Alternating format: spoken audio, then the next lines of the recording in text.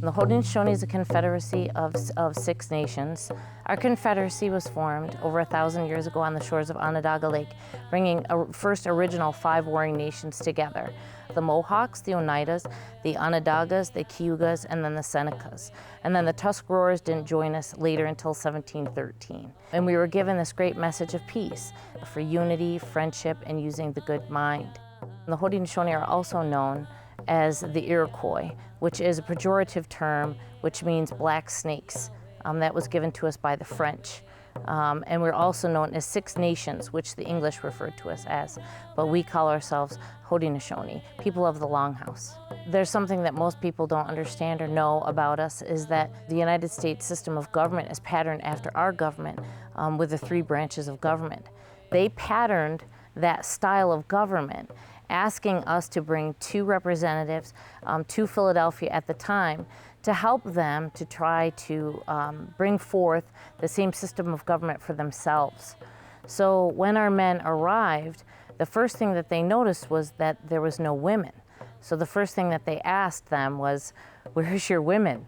I mean, because it was so unusual for women to not be part of our government.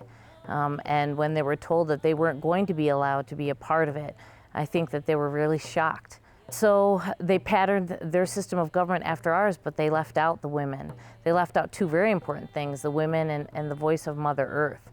And so we always say that the United States hasn't become a full democracy until 1920, but in my mind, it hasn't become a full democracy yet because we still aren't including the voice of Mother Earth. The women who became suffragists had close connections with the Haudenosaunee. They all had one-on-one contact with Haudenosaunee. And what they saw was a world that was the mirror opposite of their own. For a non-Native woman to have any sense of her own identity, she had to go against both religion and cultural beliefs. Women were dead in the law. They had no legal existence once they married. It was also believed that women were biologically inferior to men. Women had no control of their own bodies. Husbands could beat their wives as long as they did not inflict permanent damage. Husbands had the legal right to rape their wives. Women had no right to their children. So when women began to think about, could our lives be different, they had to have seen something that gave them that idea. And what they saw were their nearby neighbors, the Haudenosaunee.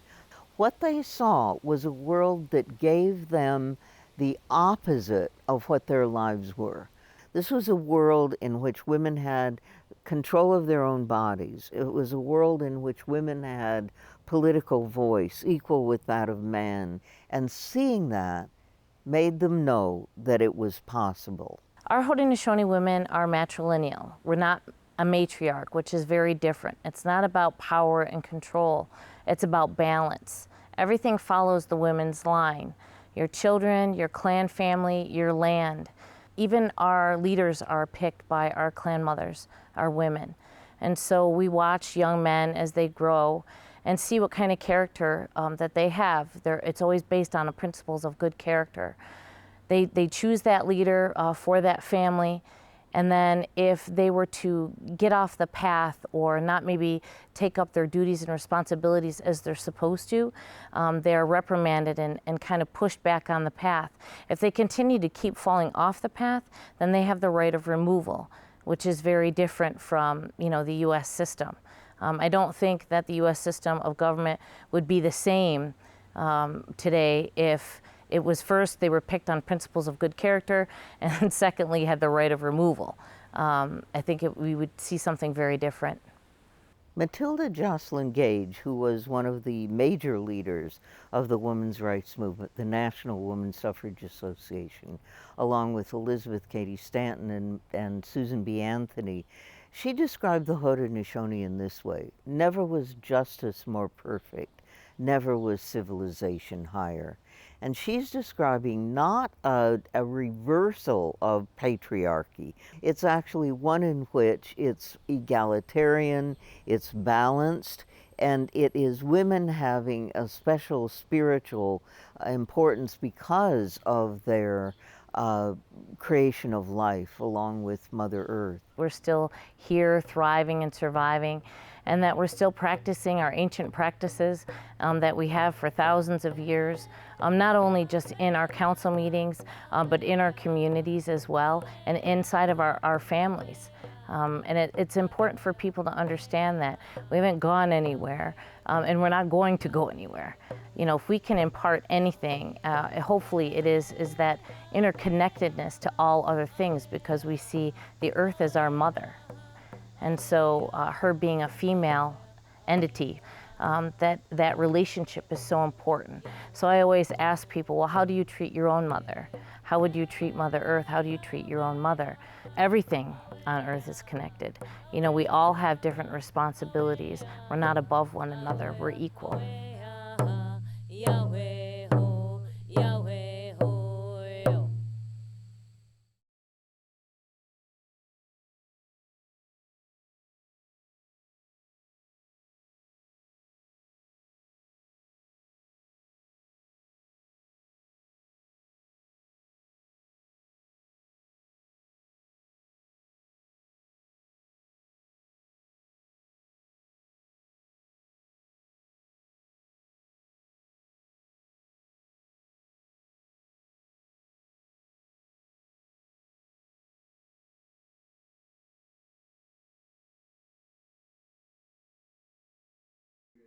It's just a way for me to